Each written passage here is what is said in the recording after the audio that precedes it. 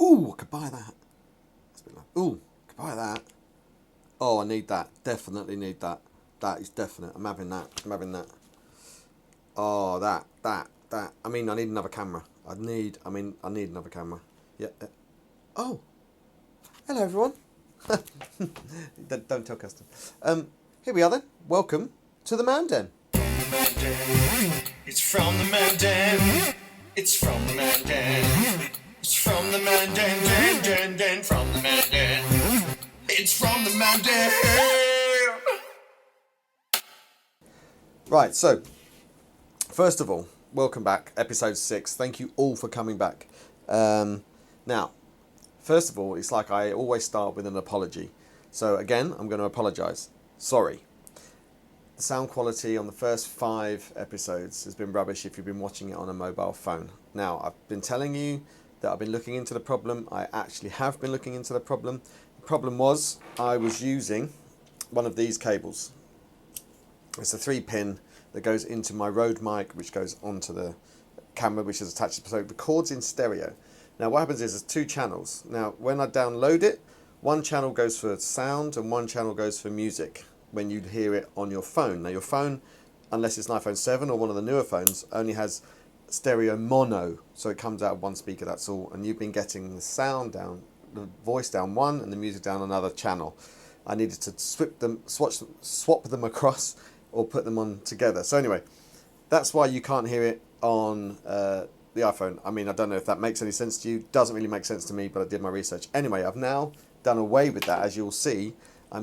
I've got a lav mic, which is here, which I will explain again later on.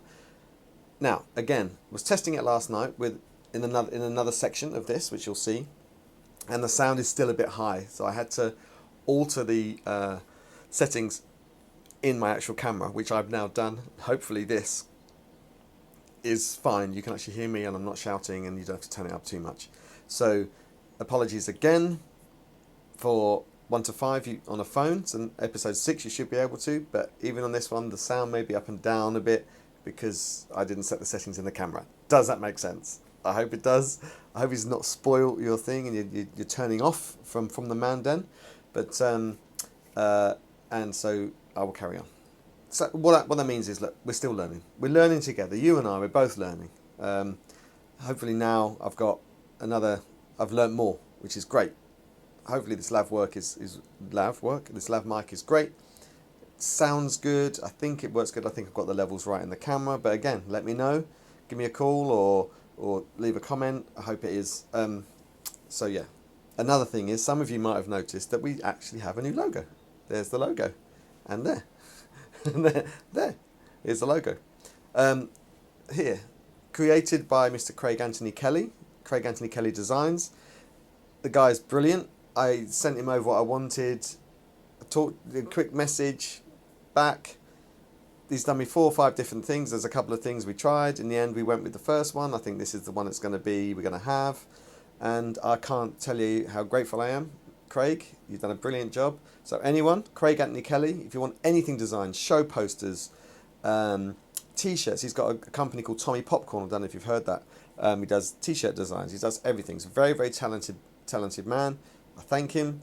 Get in touch with me or him. He's one of my Facebook friends. If you're a friend of mine on Facebook, go and find him. It'll be money well spent. Thank you, mate. That's those things out of the way. On with the episode. Yesterday, I went to White Hart Lane.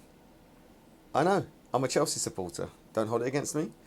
But my friend Lee is a big Spurs supporter and wanted to go to White Hart Lane to see it before it gets demolished and they're building a new stadium. So here we go. This is how our day panned out. Yeah, all right. Yeah, I know. I'm being funny. I don't really care about Spurs, but, here. This is the episode properly. Enjoy. So, now we have a first from the Man Den. I'm just going to have to move over a little bit. Because the Man Den is about to have its first ever guest. Yes, it's big enough, the Man Den, to have a guest. Now, this guy I've known since I was 11 years old. He's probably one of my best mates, all the way from Clacton-on-Sea, where I grew up. And he's come all the way to the Man Den to help me out today and to I said, well, you're going to have to come on screen. So, everyone, give it up for my mate Lee. Here he is. It's my mate Lee. So, here we are. Look, just a little bit of recording on that one as well. Yeah, I'll go. Loads of all the cameras, all the gear now. I did. Told you. Camera 1, camera 2. Different colour. This is Lee. Lee's come all the way from Clacton to see us today in the Mandan. And so, Lee, why did you come to the Mandan? I've forgotten. You've forgotten? No, I haven't forgotten. We came because we went on tour at Tottenham Hotspur today. Yeah. I went to Tottenham Hotspur there. That's right. I went to Tottenham Hotspur. And we did a little stadium tour, didn't we? We did. It's quite a big stadium, but it's not as big as the next one. Yeah. So what they're doing at Tottenham, in case people don't know, is they're knocking down White Hart Lane. And is it still going to be called White Hart Lane, the new one? Ooh. Sponsorship, naming, stadium rights pending, I think, for that one, mate. So basically, could be the Nike Bowl by the time we finish. Don't want that. So White Hart Lane, they're building one. They're knocking down one side of kind of shoving the stadium over one whole stadium and building there. It looks very, very impressive. And we were there at the old stadium, which is still their stadium until the end of the season. Yep. But we had a little look around, went into the director's box and sat in the manager's chair and trod on the pitch that we weren't supposed to do. Yep. One wheel broken. One wheel broken. We weren't supposed to video either. And you did that. I did that. Yeah. Wasn't a very good video. Yeah, I break rules. So, what was your favourite bit? My favourite bit, I think, was being able to sit in the manager's chair. That was my, because I wanted to do that all the way through. Mm-hmm. And home dressing room. I like the home dressing room. That was quite nice. Quite tight, though, wasn't it? The home dressing room, I thought. Yeah. I've been on the stadium tour, and I've also worked in the stadium, Man City Stadium, when it was the Commonwealth Stadium. I worked there on the Commonwealth Games all that time ago, and we actually were allowed to get changed in those change rooms. They have massive change rooms there. They have like the cubicle thing. Yeah. Whereas Lee doesn't like the cubicle thing really because he likes everyone to be close, and I get it.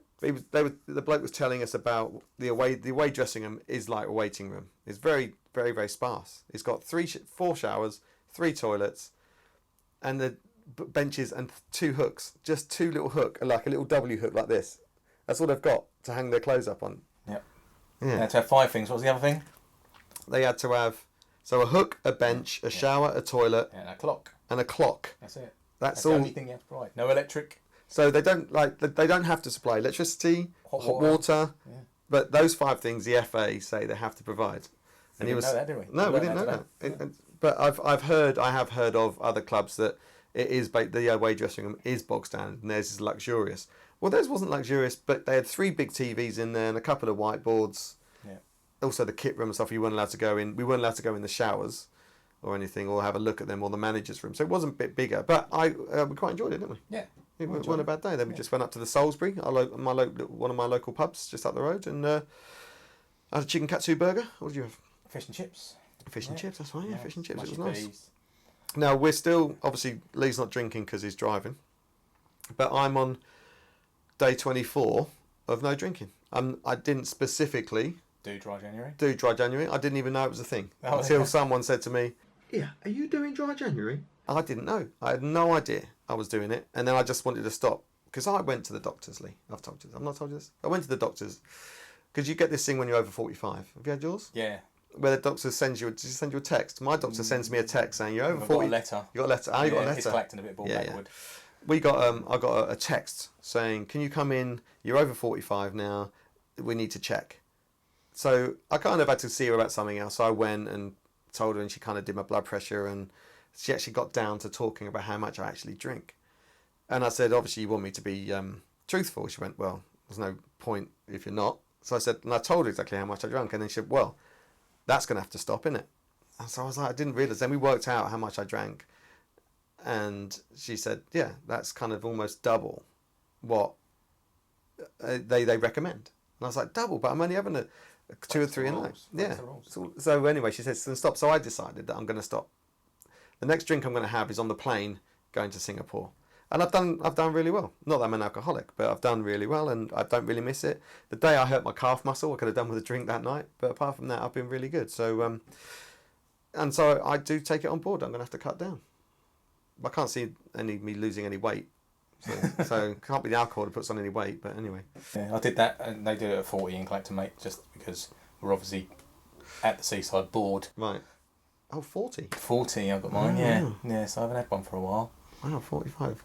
Have they done that thing where they stick your finger up your bum? Only if you pay them. Yeah, if you pay 'em. I've had that twice. Yeah. I went back for a second time to see if it hurt like the first time. It does. Well, for me anyway. Yeah, to check the old prostate. Yeah. Woo! Yeah. Yeah. I said, you're not even going to buy me dinner first. But no, she said no. So she stuck her finger right up my bum.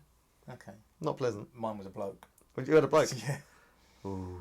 Yeah. Yeah. But we're all right though. We're all right. We're all clear. Yeah. We're all clear. If that's what it takes to say you're all clear, okay, it's fine. I know women have smear tests, so that must be even more. Do we need to go into that? No, we don't need to go into smear La, la, tests. la. No, smear tests. Yeah. But anyway, this is my mate Lee.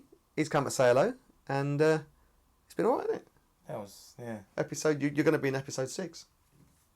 5 and 1. 5 and 1. Episode 6. Yeah. We'll call it the Lee Fraser edition. Yeah. Anyway, so I think the lav mic works, and this is my mate Lee. Piss off, go on, get over there. Go on. Right, get behind the camera. You know what to do. So yeah, that's about it for this episode.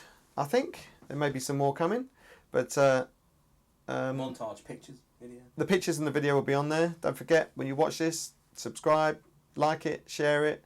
Thank you to all my friends, my Facebook friends, who have liked and followed and shared the Facebook page from the Man Den. Thank you very much for that.